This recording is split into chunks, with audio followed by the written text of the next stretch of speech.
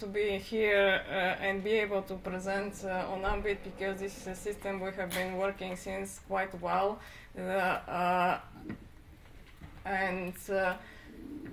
You could see this is an open source application which is living on an open source SourceForge.net site since 2007, but it was funded even before that. And we're continuously updating not only in the framework of Cefic project, but in the framework of several FP7 projects. And we have a lot of functionality which are listed here, and this is one of the publications from 2011, but there are more recent ones as well. So here I will go only for the functionality which have been developed within this project, otherwise I will not have time for in 20 minutes. So this, you have seen this slide. The idea was that we enhance Ambit in order to be able to transfer data from Euclid and support read-across workflow. And for this, we had a number of challenges.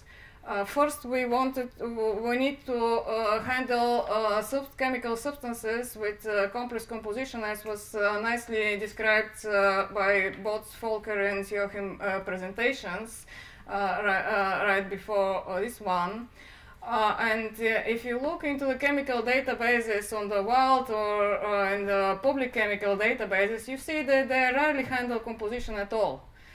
Even if you go to PubChem, which this 10 years icon was from last year of PubChem 10th year anniversary, and PubChem is the largest database, chemical database in the world, and it has a substance object, but it has no composition. If you go and look into other public databases like Campbell, they don't have the notion of chemical substance at all. They have chemical structure. There are lots of databases, chemical and bioinformatic databases publicly available. There are about thousands of databases published every year, maybe more. And they rarely have information about the substance. One exception, as already described, was the Euclid system and the corresponding ECHA dissemination site, which has the composition just because this is defined by law and by the REACH regulation. I think everybody is familiar with these screens in this room. This is a screenshot from the ECHA dissemination site, where it shows the formaldehyde constituent, but also impurity, and all the composition that the Euclid system supports on the left. What we shall do with this to solve this representation problem? First, this is nothing new. This is not only REACH, but there is UPAC definition of a substance, that this is composite of its entities. It might be molecules, but also it could be crystal units, atoms, and so on. And the physical properties and everything that characterize, that we calculate, know how to calculate and to measure, they characterize not the chemical structure, they characterize the chemical substance. So I would like to bring your attention to this chart, because this chart is, it shows that less than half are monoconstituent substances. This is a chart derived from the ECHA dissemination database we received last week. Half of the substances are monoconstituents, which means that they have additives and impurities, but also my impression is not quite correct, because I have seen substances in the Clarion data which are monoconstituent declared here, and they're actually not. So most of the substance, perhaps in the ECHA database, they do have at least more than one component. So how Euclid handles this, we already know by the previous presentation, and how Ambit was enhanced to handle this is described on the right side. from the beginning, Ambit was a chemical structure database. This was the purpose of it, and it was typical chemical structure database. It assigned properties to chemical structure. For the purpose of this project, we had to rethink and enhance the data model to introduce substance, the notion of substance and substance composition, and to attach measured properties to substances, and we can still calculate properties and descriptors and run predictive models for chemical structures. So we retained the whole functionality and enhanced it with the substances and endpoint data. When we transfer from one system to another, we assign the structures, chemical structures to the constituents of the substance. And this is how the formaldehyde with the complex composition looks like in Ambit. You have already seen this screen with different structures and concentration, was the functionality of the particular components. The next challenge was how to represent the endpoints.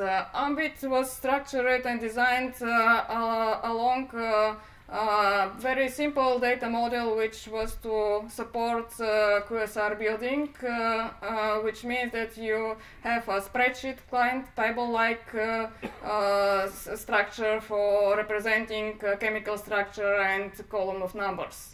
This table or spreadsheet structure is not sufficient to be able to represent the complex experimental data with all the details about the experiment. So we had to add a different data model able to cope with the complexity of the Euclid XML schema. Euclid has one single XML schema per one endpoint. So every new endpoint added to the system means parsing new XML schema. And they're based on the OECD harmonized templates. So besides the number of the schemas, the data model of inside the schemas are very large and complex. There are very many entities linked by UID. There are different data types, and they are deeply nested data structures. So this is not our first attempt of parsing Euclid. If a typical computer person or even QSR modeler look into Euclid templates, we say normally, oh, this is too complex and it's not making any sense to us. So I'm quite thankful to the Clarence Comptox team who basically did this work for us and tell us these fields are important and provided a very comprehensive list what should be imported, and then checked whether this is true from the implementation. And this is the list of endpoints supported. I would like to add, because you have seen these slides already, I'd like to add that adding new endpoint means just parsing the XML schema for the new endpoint, which is pretty trivial. We generate Java classes from XML file, which is automatic, and we can map it into our internal data models. So it's not difficult to add all of the OECD harmonized templates into the system. This was just selected for the project. In fact, we were already supporting the additional 13 templates for nanomaterials, which are supported from Euclid 5.5. And and this is easy, not only because we can parse the XML schema easily, but because we have a universal data model, and we don't have separate tables for each endpoint, but we have one data model for handling all kinds of measurements. So this is a little bit of detail. How do we store the substance, the composition, and the measurements. If anybody would like to see more technical details, all the source and the schema is on the SourceForge net, and we're happy to provide assistance if you want to dive into the technical details. What we can do once we have a common data model means that we can import data from Euclid 5 and do some nice things with it, like exporting into a nice reporting format, or exporting into a web language and build nice user-friendly web pages. But this also means that if you have some other data in different formats, like the Excel templates everybody loves to put experimental data in, then we also have means to import the data outside of the Euclid and other format and databases. If anybody is interested, I'll be glad to elaborate. And how this works once we have the things into the data into the database. It is a web application which talks to the database. It provides its services through the application programming interface and renders the data in a JavaScript object notation, which is the language of the web these days. And then we have developed a JavaScript library which understands this JSON and renders the web pages you will see. And this is actually a screenshot of my smartphone showing part of the Ambit website. It's not optimized for the smartphone, but it could work. I don't think it will work for the for complex read-across workflow, but for simple searches, it's okay. So I'll go briefly through how do we render this information. This has already been shown. We have 4 tabs for the 4 top categories as per the rich categorization. And these are expandable. We could play with which one is expanded and which is not for the better display of the information. The screenshot I'm showing here from the ECHA database we have received last week. So this is pretty real data what's on the screen. And cytotoxicity and toxicity, and then we go to the functionality. All this was designed for chemical substructure search. We have kind of a simple search for identifiers, but the real functionality is under the search menu. At the moment, it's organized under 3 different categories: searching structures, searching substances, and searching endpoint data. Maybe one day we'll go for one big text box as in Google, but at the moment, there are different options. What this shows is the different options for searching, and for exact structure you could search for by any chemical identifier. For similarity you could search for chemical identifiers but not Cas numbers, just parsable chemical identifiers like smiles and Zinci and names if they're UPAC parsable. And then there is a button here which allows you to see this structure diagram editor, where if you prefer to draw the structure, this is possible. This is pure JavaScript based editors, no applets installed, because applet are not allowed these days in browser. Considered security reason, security risk. So it's possible to draw the structure. I think there are some more instructions in the handout how to do this. For the substructure search, what we support is the SMARTS language, which is for defining chemical patterns. This is our implementation of it, published in 2011. And if you're not familiar with writing the patterns yourself, then you have a predefined list here. It will also work with the chemical structure diagram editor. One common feature of all the searching system is when you find the structure, when you see the structures, there is folder button which could be used to open the details and see the substances in the substance tab. Here is the substance tab, and this is what makes Ambit different from the other structured databases. We have these substances which relate to the structure. There is another way to collect the data and model and predictive models, prediction results, as it was described before. One can import the other data, not only from Euclid, but from let's say SDF formats coming from elsewhere, and they become as entries in the dataset list. And also we could have models. Ambit has support for modeling through the OpenTox API. We support all the TOX3. All the TOX3 is embedded, and there is a possibility of embedding other models as well. So these checkboxes means that we can see the data, we can select the information we want to have in the columns, in the additional columns, and they will be displayed in these columns on the next search.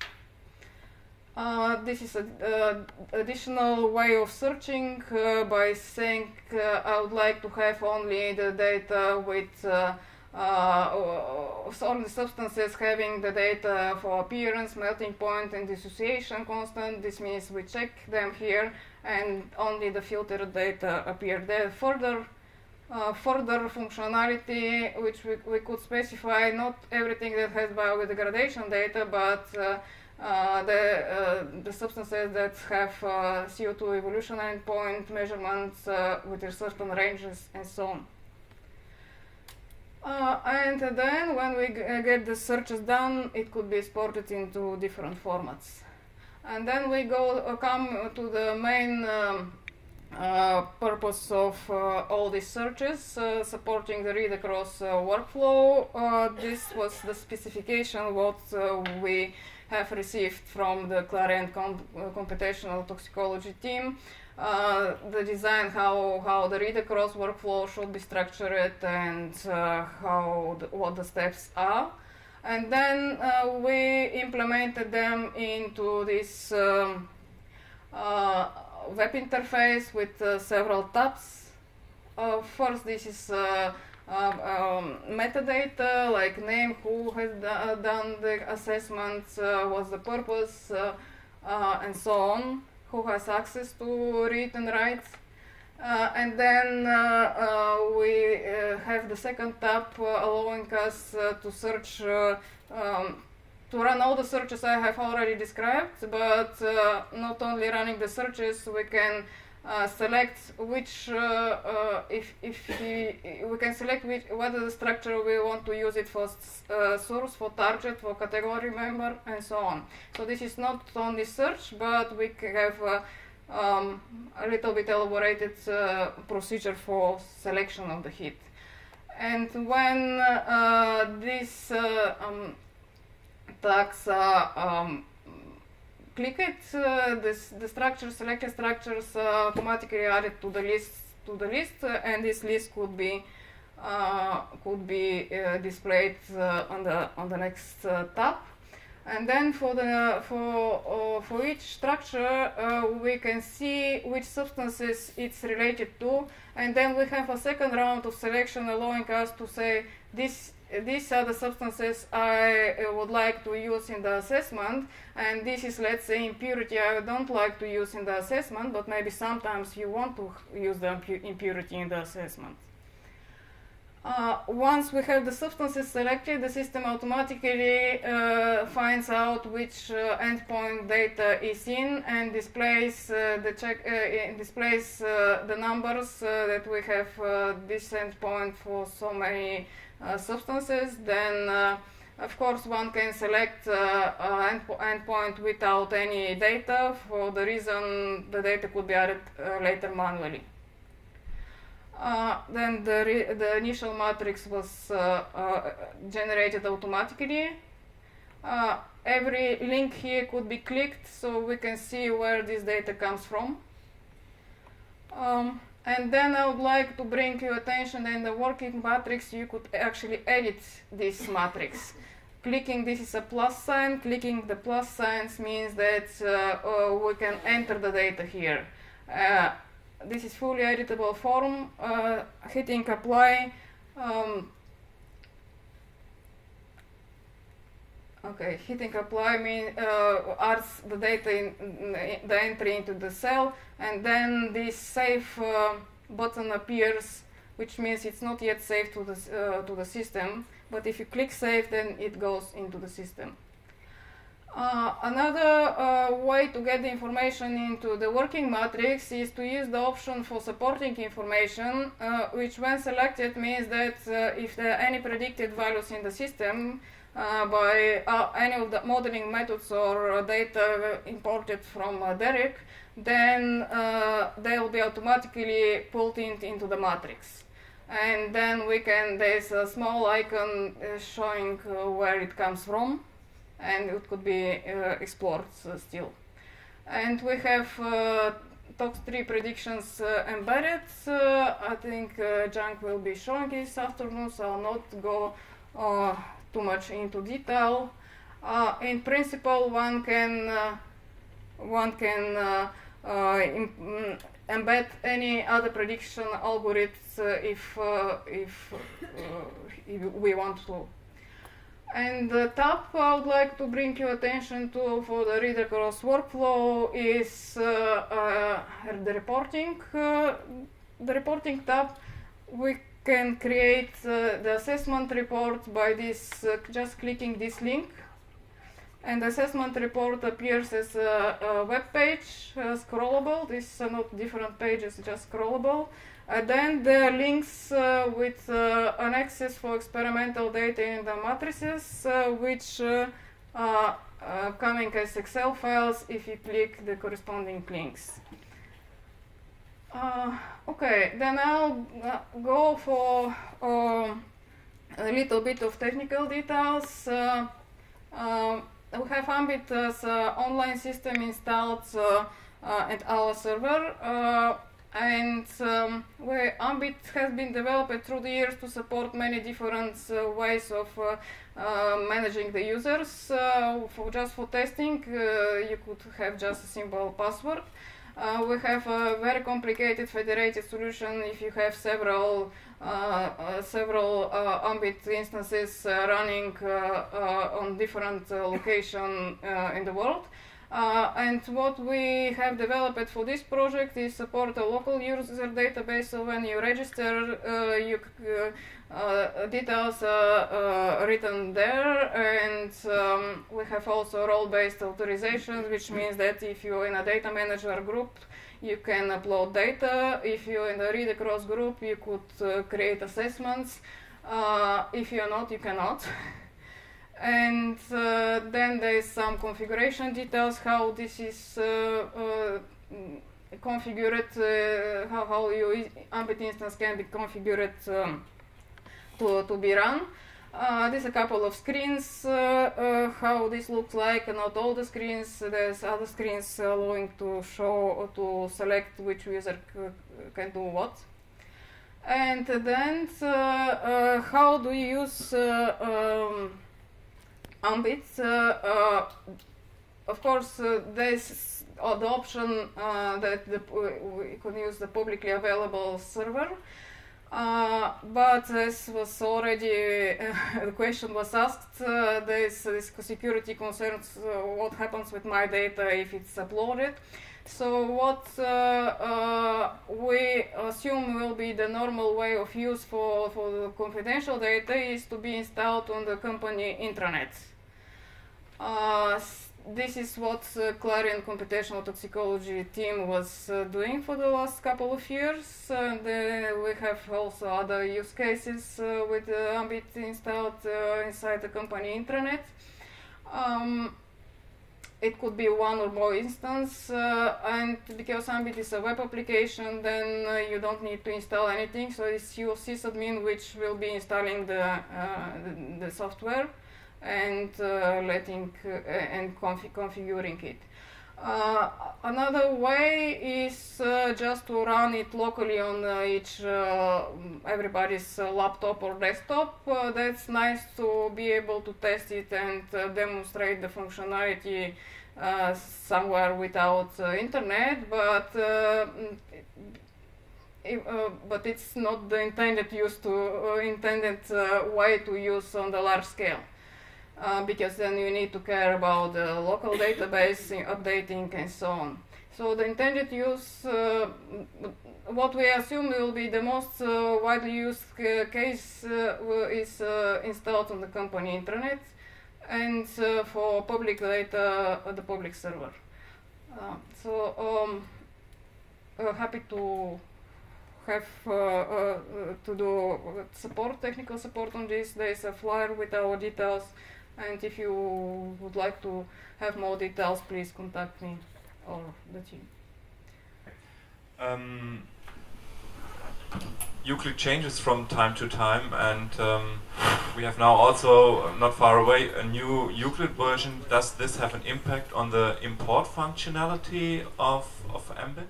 It does. In fact, we had to quickly introduce Euclid 5.4 import because Ekadata, which came last week, were only in 5.4. And you're asking, of course, about Euclid 6. We're aware of this, and we have some plan for implementing Euclid 6 when it becomes and supported when it becomes available. So yes. It will be implemented. So then the next question, I think it was a project. Ambit was a project, and as I have seen in the slides from Mr. Koch, it ended last year, end of last year. What's going on now? How is such new developments? Will they be implemented by you or by anyone, or? Yeah, that's a good question. Ambit was a project initially funded by 2004. Since then we got a couple of extensions from Cefic LRI, but meanwhile we have been developing Ambit through the series of different FP7 projects and industry collaborations. So all this functionality, it doesn't come from a single project. It comes from all our continuous activity through the last 10 years or even a little bit more. So this is one of our main products in the company, and from a small consultancy company. So we are obviously interested to develop it, and we have some support from Cefic for at least for implementing new functionality like Euclid 6. Nina, thank you very much for this presentation.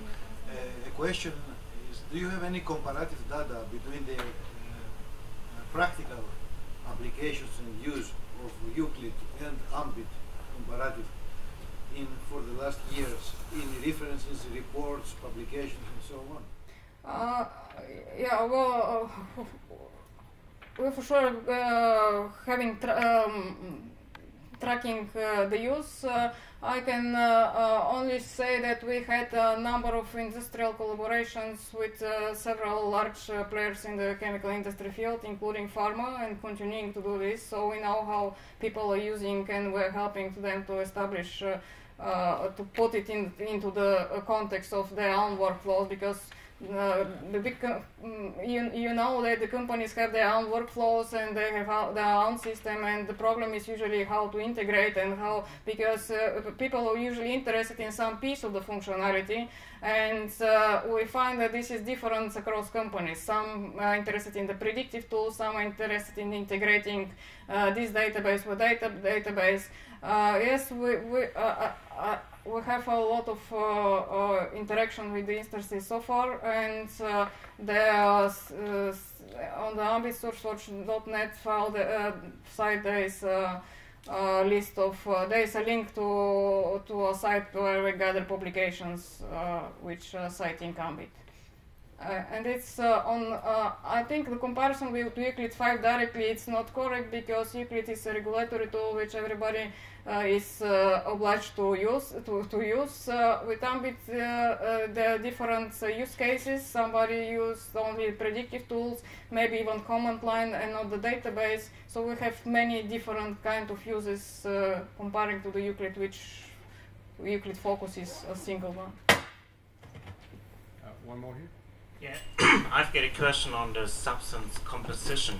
So it was said several times that Euclid saves not only a single structure, not only a single substance, but a composition. And if you retrieve data from Euclid, endpoint study records, are they then assigned to the main component, or are they assigned to all of the?